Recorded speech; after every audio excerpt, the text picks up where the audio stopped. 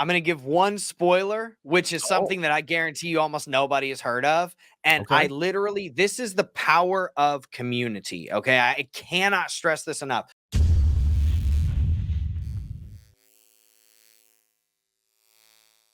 Actually, I can show you really quick. I've got a trade going right now. Actually, and I just had to bring my stop loss down. I had to do it on my phone because my computer's Let's find not out. I want to see this. I want cooperating. this. Yeah, my computer's just not cooperating right now, so I had to do that on my phone. But let's find the window really quick and let's see where Bitcoin is at. Yeah, so I'm actually in a trade right now. It's just a little 3 Bitcoin short, right? And we've got, I don't know, $2,400 profit, something like that. So I actually brought my stop loss down just a little bit because now that I'm in profit, I'm not going to risk it, right? So if it hits 34,123, I'm going to get stopped out in profit, and I'm good with that, right? So that's kind of where we're at. Yeah, let's talk about your short. Price. Maybe we could elaborate when we move to your channel later on at the end of this. But let's talk about your short. What made you get into the short? What were you looking at? And how did you deal with your emotions at the time? Was an indicator? Just kind of talk me through it, man. This is interesting. I love this. So I've actually not taken like any trades in like the past month. And actually I pulled up my profit thing just to show like this is my last 30 days, bro. I've literally not taken any trades. And I got a $1,300 profit trade the other day. And then now obviously this one, I think that was yesterday or maybe it was the day before that. Basically what happened, and I'll stop sharing the screen so that on $9,000, man. I mean, I'm impressed. Yeah, most people lose all their money, dude. I don't care if everyone out there, if you start with $9,000 and a year goes by and you have 12, you're doing better than 90% of the other people, man. People are just losing their money left and right. I'm proud, man. I think you're doing great. You guys downplay it. A win to me is a win. Like not losing 100%. Money is exceptional. You know what I mean? Yeah. So this was just kind of like an experiment as an account. I wanted to like kind of just like test my parameters. And I mean, don't get me wrong, there's been trades where I've just totally blown my own back out, right? So I took a 4K, I believe it was like 4K. And now I took it all the way up to over 40, right? And then I got real cocky and I was like, all right, cool, let's make a big trade here. And I made a bigger trade, and then I lost like, I think it was like 12K of it or something like that. So I blew 12K right there. And I was just like, all right, let's go back to the drawing board because we're still up 5-6x here. Like it's not that big of a deal, right? And this is why I do this, is so that I can learn lessons along the way. So I never make that mistake with a large amount of money, right? I don't want to come in with 500 grand, 100 grand and blow it like that, right? It's dumb. So I'll risk the 4K and I'll test out all my different risk parameters and things of that sort. What I saw was, I was like, okay, we saw this massive run up. It was all news based, dude. It was all news based. And I was like, this is pure speculation. I made an entire video about this on my channel talking about the BlackRock. Like it's all pure speculation. No one knows, okay, if it's actually going to get approved or if it isn't, or if it is approved, right? And it's 100%. not approved as it is right now. So it ran up, and I was like, when it hit 30K and went through, I was like, okay, if we blast through 32K, it's hitting 35. And we actually blasted through 35 and hit 36. And if I would have been paying attention, I promise you I would have shorted at 36. But I got in on my short at 35 because I was like, look, this is all news-based. We ran from 30K up to 36K in a matter of a couple of hours just on some sentiment, right? People are market makers are going to make markets, right? They're going to eat that liquidity up immediately. All those people that were in those longs, they're taking that back eventually. We know that. That's what market makers do. All right. And it's easier to do that in this market because there's less liquidity and they can move it with way less money than it would take to do it on the Dow. Right. So the reason why I shorted was because I was like, we just hit and blew through a key psychological level. Right. But it went right back down to 35K. And I was like, this is where I'm shorting, and I'm going to write it down, and I'm just going to trail my stop loss down. I'm just going to watch it. I'm going to trail my stop loss. Now, my target is 30, obviously, right? The next psychological level, or at the very least, like 32.5 to 33 range, because there's a little bit of support there. But I think that a healthy market always retests, right? It'll always retest the resistance or support that it just flipped. So I was like, okay, we have not even come close to retesting that. Eventually we're going to retest it, right? We have to. That's how markets work. So I was like, let's hit this short. Let's make sure that we're not too over leveraged. My first short, I'm not gonna lie, was 20x on it. And then this short was 15x, right? To give me a little bit more breathing room. And Yeah. so bam, and it works out. So I'm going to set those stop losses because I'm just going to be greedy, and I'm just going to be like, hey, profits are profits. So I'd rather take 2K or 1500 in profit, make that stop loss get hit in profit, and then if it bumps back up to anywhere, then I just start shorting again, right? Because in the same sense that we can be on this overarching level where we're setting like higher highs and higher lows, inside of those smaller time frames, there can be little subsets of that, right? Totally. And that Micro and macro we can downtrend. have Yeah. exactly micro downtrend back to the previous support level, and then it's a possibility that we bounce off of it, man, and go right back up. But what I do know is that traditionally and majority of the time, we are going to go back and retest that level. Is it going to be today? Is it going to be tomorrow? Is it going to be a week from now? I'm cool with making sure that I'm waiting, keeping my stop losses set, and I'm good with the risk, right? So that's kind of why I took those trades, and it worked out because my first trade I got stopped out in profit for like $1,300, and then it pumped up like another $400, and I just re-entered the trade.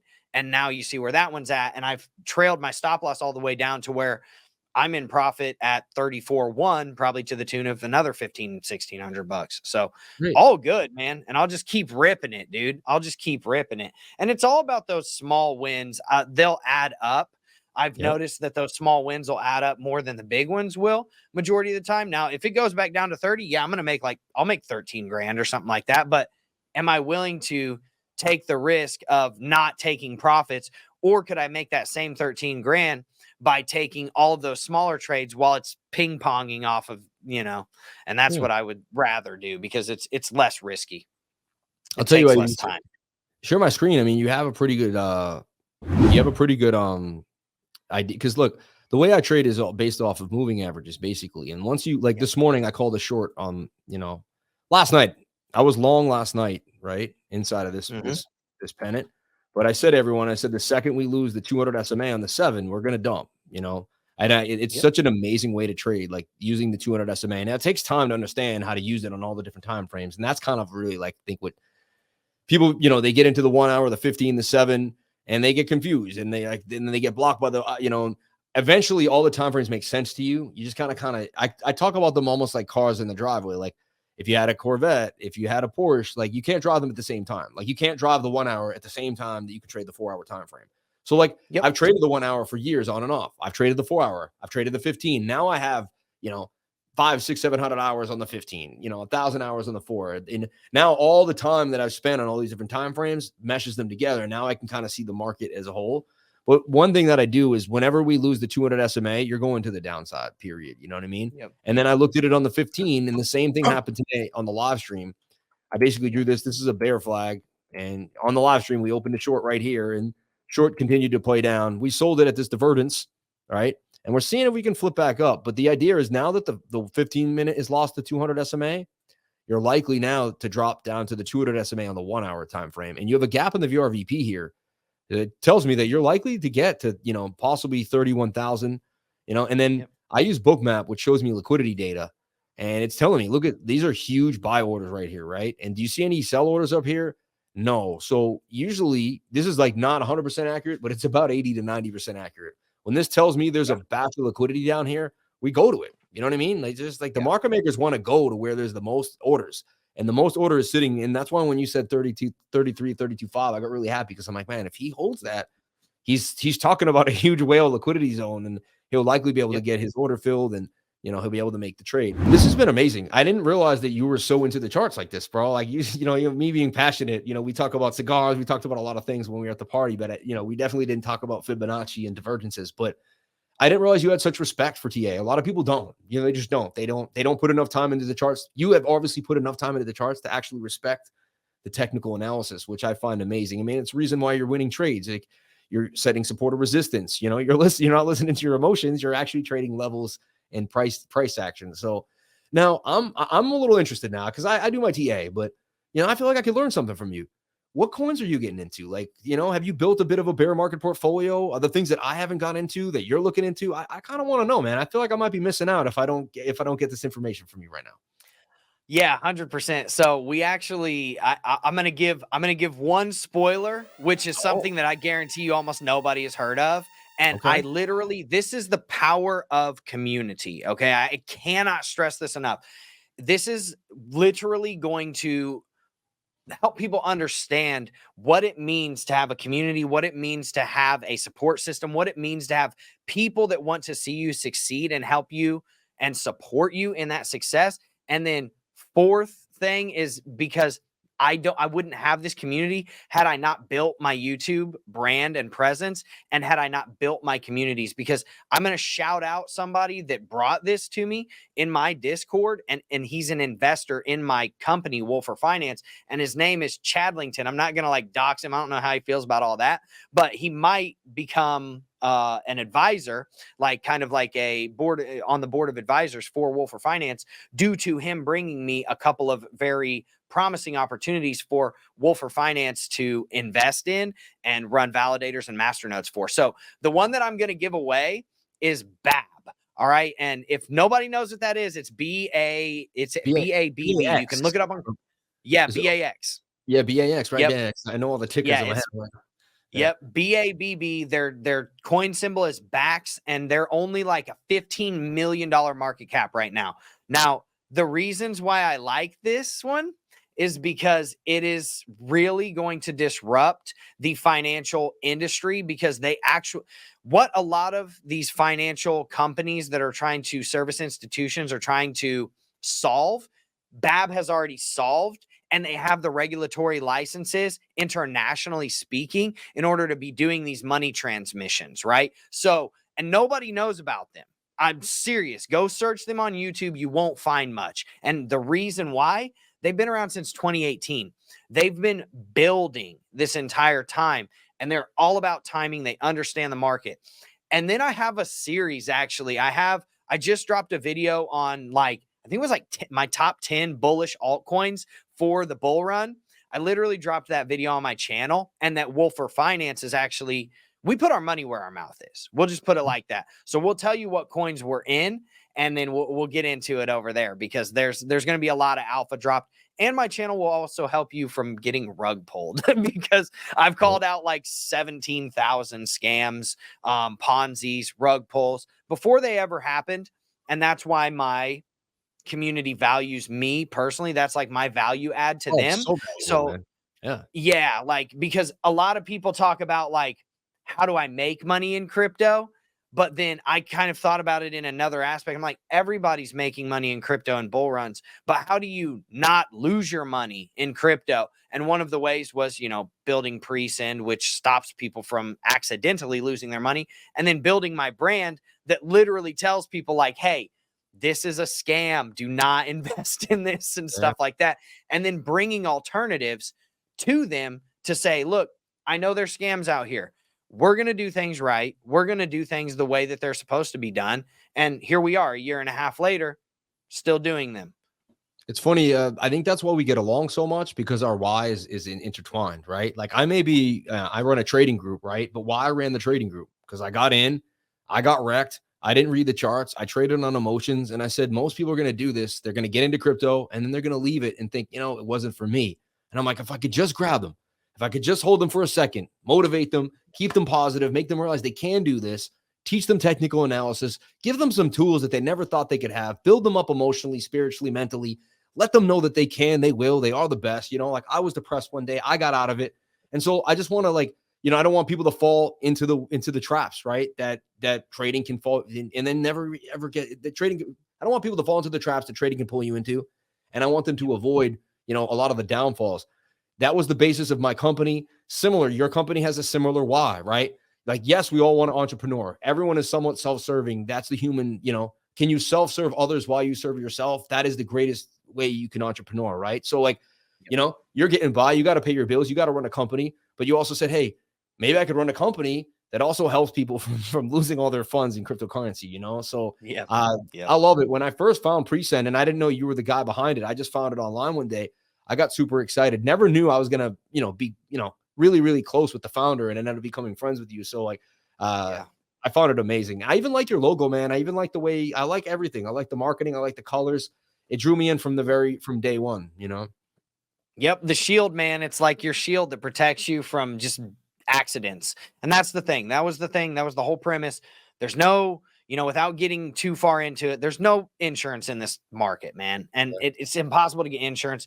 So it's kind of like the closest thing you can get for an insurance on your transaction, right? Because there's also no reverting mechanism. Once you send that and it hits the blockchain, it's over. It's over. It's done. So you got to stop it before it hits the blockchain. This is your insurance policy to do that. So I would, we'll go out and we're going to have the institutions. We're going to go for more institutional grade partnerships. That way we don't have to create some crazy marketing campaign and try to take over the world by ourselves, Yeah, it could happen though. Wow, man, you blew my mind right now with Bab. I knew Bab. I think I found it through Crypto Love. I think he brought it up like a year or two ago, or maybe about a year ago. He brought it on my radar, and I traded it on and off, but I never really truly deep dived it. And now because of you, I'm probably gonna spend 5 hours of my life tonight on Bab, man. Man, you ruined my night.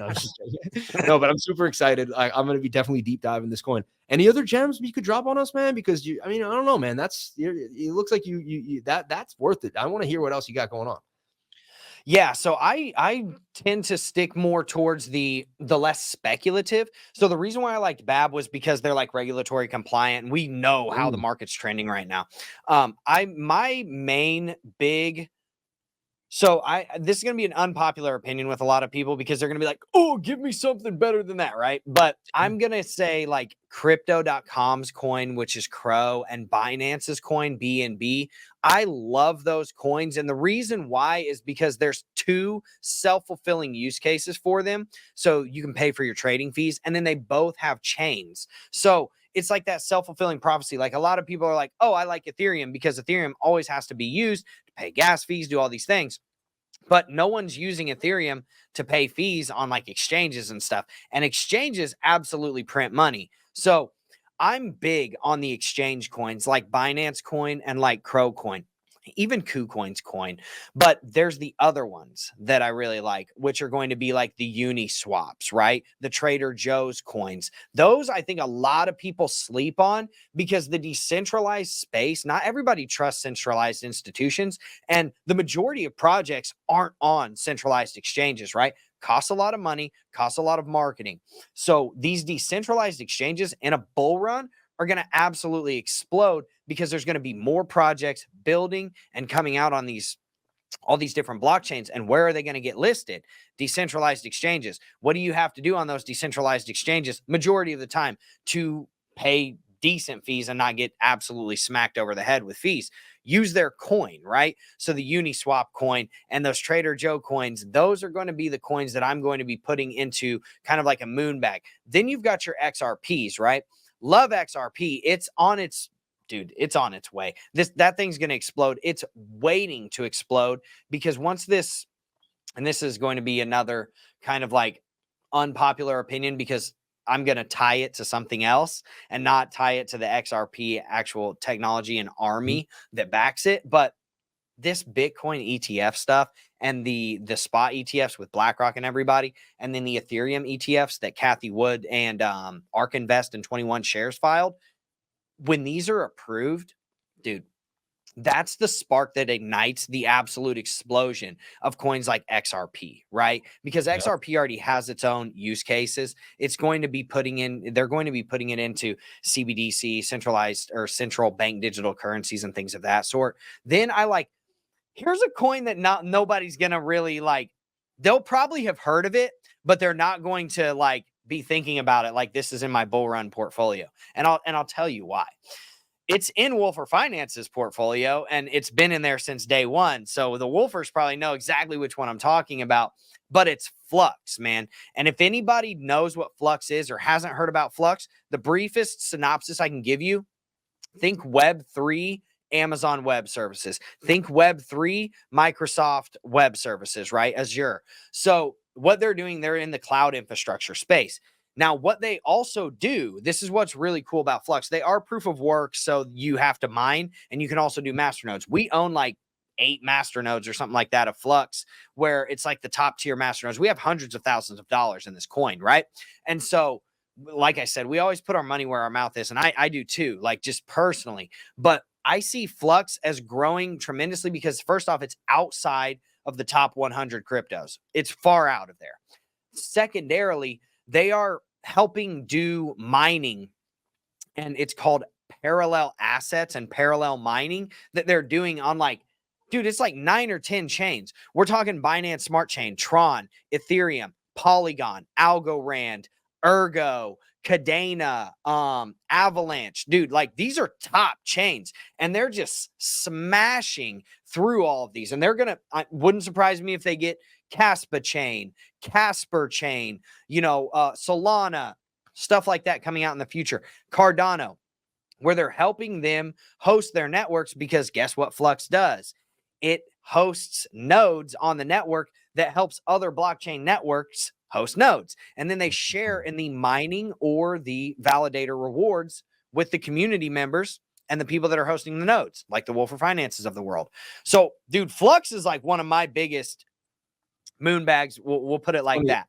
I had picked Flux like a year and a half ago, right? I always pick like one or two coins, I picked Caspa about a year ago now. And when it was like about a little under a penny, and it's now done. That was a good pick. I've been swing trading ever since. I probably made like, half my bag that I have now on it. I have like 20K in Caspa right now. Like I love the coin. I believe it's going to be something I want to, conservative 20 to 30X. I believe I can get out of it. Maybe turn 20 grand into 600. That's like my plan. So, but I was into Flux hard, man. And then they just like, they had some type of like, I don't know if they released coins or something, but the price went down like a lot. And I kind of like stopped watching it. But maybe I'll get back into Flux now. You kind of get me thinking because it was on my radar about a year ago, but I haven't looked at it since then. You know what I mean? But it maybe something I'll build the bag Everything got wrecked, man. Everything got wrecked. I remember we bought Flux. It was at like 43 cents. And this is like almost a year and a half ago, right? So that was whenever it was almost at its bottom. Now it's past that, which is unfortunate, but it is what it is. We made 28% last year on Flux. That was our return on our cash balance. So like say that we invested 100K in Flux, we made $28,000 after cashing out all of our rewards just in that year, right? That's crazy, dude. And it's because of this parallel mining and these parallel assets and stuff like that. So even though the coin price went down, dollar for dollar, we still made 28%. I was just looking at the chart. I just want to let you know. I was like, I had to look at the chart a little bit. But, no, but that's another. Dude, I like Flux a lot. I also like Caspa. Some of the smaller caps like Cadena, I think Cadena is going to do extremely well. I'm not 100% sure who's going to win in between Caspa and Cadena, but they seem to be servicing different markets as well. Cadena is more focused on like very large scale institutions. Like we're talking multi-billion-dollar companies and stuff like that. Whereas Caspa seems to be supporting a different type of community and different type of potential target market. So I think that they can coexist pretty well. And then you've got, I like chain coins a lot. Polygon is like, dude, we pay our dividends out in Polygon Matic, man. That's how bullish I am on Polygon. My investors get Polygon Matic as their rewards. I want to invest right now. Obviously Ethereum, we run Ethereum validator nodes. We run an FTM validator node, super bullish on FTM long-term. Same thing with Avalanche. I think that because they're niche down, Avalanche being like gaming and metaverse, and then FTM being more like DeFi and like Tomb and stuff like that. All the kind of like degen plays and stuff. I think that's a very good, those are pretty good long-term plays, at least in my opinion. Some of the other coins that I like are going to be like the chain coins like Tron. I think Tron's going to do extremely well over, a certain amount of time. But Tron has the most transactions of any chain right now. It's crazy, dude. I've never seen anything like it. It's Tron and BNB. Like they're the most used chain right now in the world. So people sleep on that. And BNB is like, that's my moon bag. Like if I have to pick 3, if you had put a gun in my head and you're like, you can only pick 3 coins for the next bull run and they have to do well or I kill you, I'm picking BNB, XRP, and I'm picking Ethereum. Obviously we're picking Bitcoin too, but we have to leave Bitcoin out because everybody's picking Bitcoin. We're talking altcoins here, right? So I would pick those three: Ethereum, BNB, and I might even sub out Ethereum for Polygon. But I think I would, if we're going safest of plays, BNB, Ethereum, XRP. I try to stay away from the smaller caps, just because they're very speculative. You can do extremely well, but you can also get extremely wrecked. And I saw a lot of people lose a bunch of money on like Bambi and all these meme coins and stuff like that. But and then I try to stay away from like project coins, like DeFi projects that are like, oh, we have our own coin. I literally try to stay away from that. So I try to not only deliver like, hey, here are the coins that I'm looking into, right? But I also try to deliver like, here's the things that you might want to stay away from, right? So NFTs, a lot of times you're going to want to stay away from NFTs because NFTs historically get wrecked like before everything else does. Like they'll do well for a little bit, right? And then they'll just get absolutely wrecked and they'll be worth less than 90% of what you paid for them. The project tokens that aren't going to be like blockchains and stuff like that, I tend to stay away from those because who knows if your project's going to be around in 6 months or that you're going to pull all the liquidity and rug pull everybody, right? So I try to stay away from those types of coins. And then if they don't have the tech to back up whatever it is that they say that they're doing, like say somebody's like, oh, we're going to be the next gen awesome football team game, whatever, right? And then they don't even have any tech developed and they don't have any track record of having that tech, then I tend to stay away from them. If I'm going to go gaming, I would go Gala. I actually have a Gala node. I got this one coin, GFAL. That's like one thing I'll give to your audience. And the only reason I like it is because I've been a speculative investor for 15 years now. I didn't realize at first, right? I thought I was just a guy that was looking at the markets. And then I realized I actually had a speculative gift. Like I was finding things before everyone else, and then they would pan out a lot. Like 90% of the time, things that I looked at, it took 2 to 3 years, but they would pan out, you know? This guy, Trip Hawkins, and how I did it too was I would research a project, research a coin, and then I researched the person. Trip Hawkins started Electronic Arts, right? The dude was a founder, man. EA Sports, it's in the game. Like he already showed that he can dominate an entire industry, and now he's behind games for a living. It does have an unlock. It may, you know, but today it hit an all-time high. It actually ripped. Even when Bitcoin went down, it went to like it's up. It's about 3x in the last 4 months. It's been doing amazing. You might want to just check it out. GFAL. What I like about your perspective is you come from an entrepreneur perspective and kind of like a value center. So when you do analysis of a coin and do your FA, you're really looking for that value. That's why, and it makes 100% why you're looking at these, you know, we're building, and you're just like, no. I can use BNB and get less fees. You know, and I love that you said that. I made a video of 5 exchange-based tokens probably a year or 2 ago. I got into BNB at $1. First coin I ever got. I got into KuCoin shares at $1. Like, it was obvious to me, right? I started trading KuCoin. The share came out. Number one, they also would give you percentages. You kind of got a dividend every day. KuCoin shares would buy back coins and then give you little pieces of the coin, and then you would actually get some KuCoin shares back too over time. But I remember, man, I paid off my last piece of debt. $300 in KuCoin shares turned into $7,000.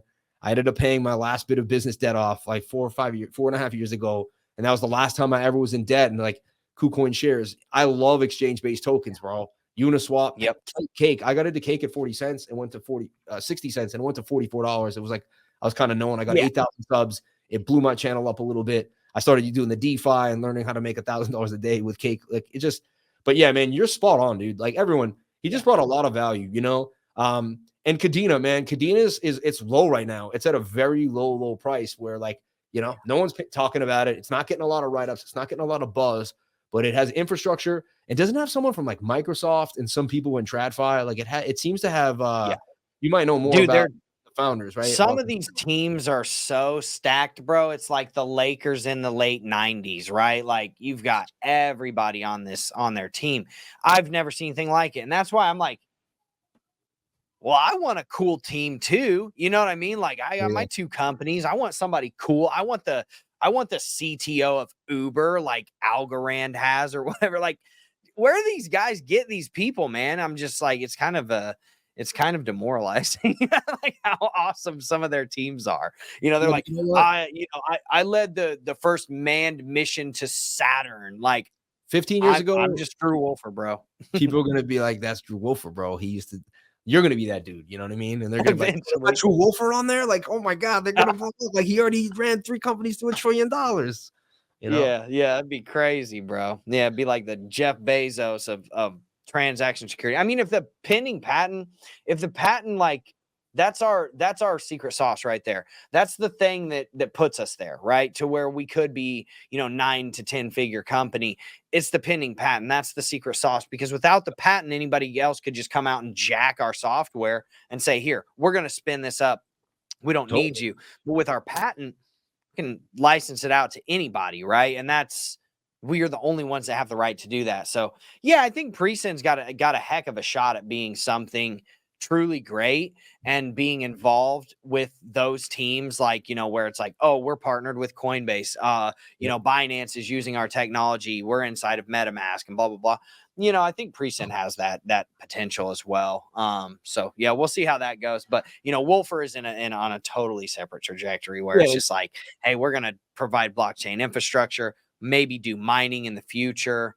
We'll see how it goes. But, I would love to do Bitcoin mining, potentially Doge and Litecoin, if Litecoin is profitable at that point, because, with difficulty going up and miner prices going up, competition going up, it becomes less profitable, right? And especially if you're outsourcing your mining operation and things of that sort. But that's what I'm looking at. I'm looking at more of the long-term plays,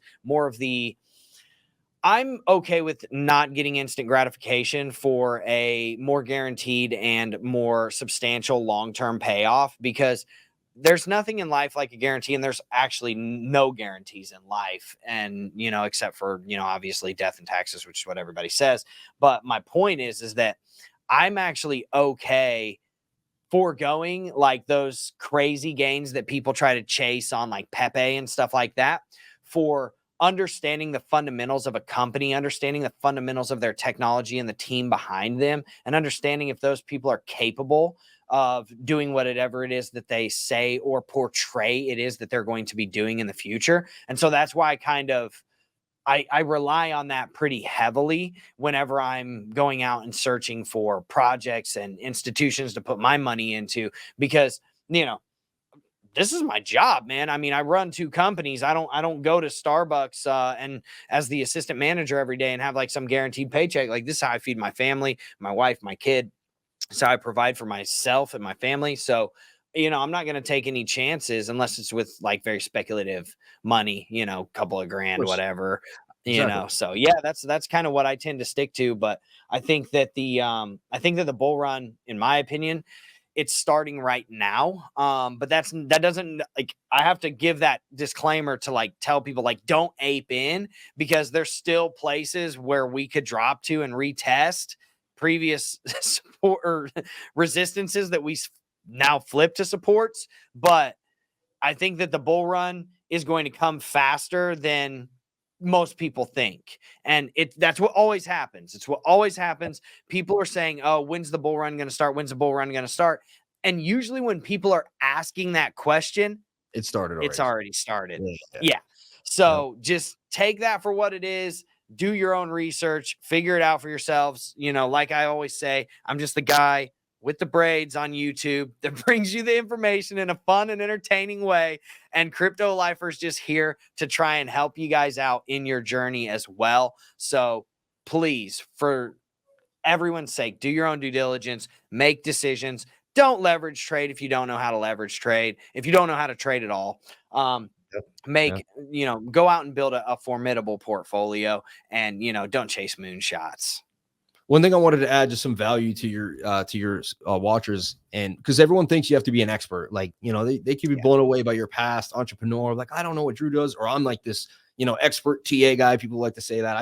I'm a beginner finding my way, beginner's mind. That's how I stay consistently learning. But the idea is this, you can provide so much value when this market really rips and the industry starts to move. I have this idea of, a person that doesn't know blockchain too well, understands the concept, and they literally go to their local neighborhood with a business card and they knock on doors and they say, hey, you guys, I noticed you don't have a Bitcoin. You don't take Bitcoin here. I could help you learn how to take Bitcoin for your company. Here's my card. And like, my point is, there's going to be levels to make money in this industry in all different ways. Like, there was a guy that didn't know websites that well at all, but he knew that companies needed them. And in 2001, when we had the .com bubble, that person would go to all these different companies and just say, hey, and then he just connected to someone. He could have just middlemanned it, But you know what he did is he knew what those businesses needed, and he knew how to bring them what they needed. So you can find a place. You don't have to be a complete expert here, even to make millions or billions of dollars in the crypto industry. You just need to find a niche, a place where you can service an industry, maybe bring, a tech to someone else. Like maybe you could, help Presend find more people. There's so many ways to involve yourself in cryptocurrency. Like you don't have to be an extreme expert. And as you go, you will become an expert, but just get involved and know that there are opportunities out here for you guys. And there's just going to be many, many different opportunities too, as the industry continues to grow. 100%. And everybody, seriously, make sure that you go support Sam at his channel, because he does TA literally all the time. I mean, he literally, you go live almost every morning, correct? No, I've been live every day for 1,000 days. I haven't taken a day off. That's like my claim to fame. So since 2020 crazy. February, I've never taken a day off of my channel. Like I've brought my equipment on vacation. Yeah. My wife was giving birth, and she said I could bring my laptop in the labor. And I literally, there's a video of me like just because I just didn't want to ruin my streak. She's like, no, I have 2 hours till the Pitocin ticks in. And I'm sitting there like, just like, all right, like nurses are coming in. I'm just banging out TA. It was the funniest thing ever. Like, but I didn't want to lose a streak, and she knew how important it was to me. Days in a row. So weird, dude, bro. That's crazy. No, that's I'm trying to hit some Guinness World Record for years. So now I'm like stuck in this. It's like kind of a sickness. You got to figure out what the world record is and see if you can put in the Guinness World Record. I heard it's like 3,000. So like I'm like 2,000 days away from this guy. I don't know how, and I have to have him. That's a long time. I feel he's still doing it. So like, but maybe I can get runner up, or just be in there somewhere. Right. Most live stream. We're gonna have to take out his internet connection one day and just like, you know what I mean? Like, I'm surprised. Yeah, like we're gonna have to take it out.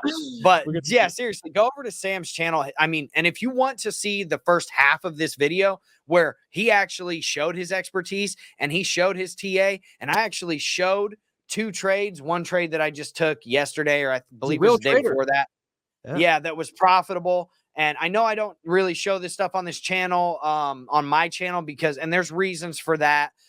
Because I think I have other community expectations that people want me to deliver different types of information. So I don't really like murk up the waters with that.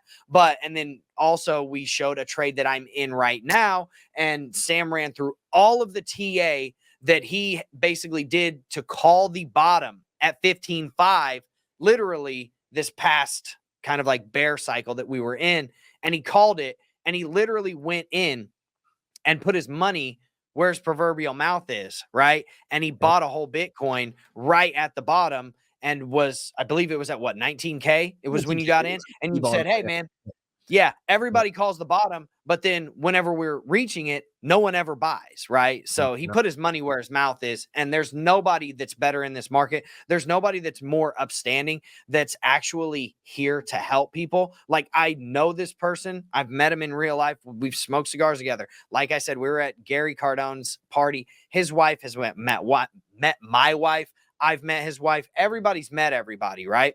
And I understand this person from a fundamental perspective. And I've talked to him in real life where there's no cameras, and he's the exact same person. So I know who I'm dealing with, and I truly appreciate you bringing me on your channel, and then you coming on my channel and delivering this type of value to my audience. And that way I can kind of send them over to you and say, hey, look, this guy is the real deal. Go check out his TA, go check out his channel, support him, support his hustle, his family. And I believe you're doing a trading course, right? You do a trading course like once every week and stuff like that.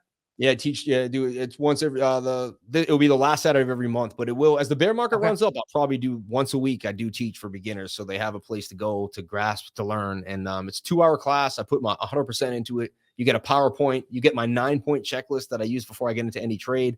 You learn about divergences. I give you homework, really get you started on your way to rebuild your subconscious mind, to feed the right information into it. So when you're in bed at night, you're not playing Netflix reruns of all the violence you watched. You're actually playing Fibonacci and support or resistance and things you've actually worked on during the week, Yeah, things that can actually impact your life, things that actually matter, things that can actually build income, generational wealth for your family and help you provide. Exactly. And on a hashtag Friday Pie Day, which is what I always call Fridays, buy some pizza for your family, man, because all those movies and Netflix documentaries are not going to buy your pizza. I can promise you that. But stuff like what Sam delivers, and things like, investing in cryptocurrencies and investing in the right people and companies and putting your time and effort into those people, that's the type of stuff that will pay dividends into the future. So make sure that you go support him. You know, he's got all these materials out here, and I'll co-sign him. I already know what time it is. Yeah, man. Really nice to meet you and your wife too. That was amazing. Like when you finally get to shake hands and then like see what a nice guy you were. Like I asked you for a cigar. You weren't like, nah. You're like, yeah, here's a box, whatever you want. What lighter do you need, buddy? And then I kept going out. You're like, I got you, man. Whatever you need. Like it was really good time. My wife really liked you. Like it just, we talked about you later. Like, True Guy's nice guy, man. And definitely someone we can't wait to see again. Hopefully there's a February party. You will be back again. So, but that's it. Go to cryptolifer.com if you want to check me out, everybody. Go to CryptoLifer at CryptoLifer33 on Twitter. And Drew, man, thank you so much for your time, bro. Wolfer, you guys are going to the top. God bless. 100%, man. Well, thanks for coming on the channel. Hey, and I think Gary said that he's doing the pre-happening party. So hopefully you're invited. Hopefully I'm invited and we can go over there, and then we'll have to make Greg jump in the pool again. That was amazing. God bless. Have a great night. See you guys later.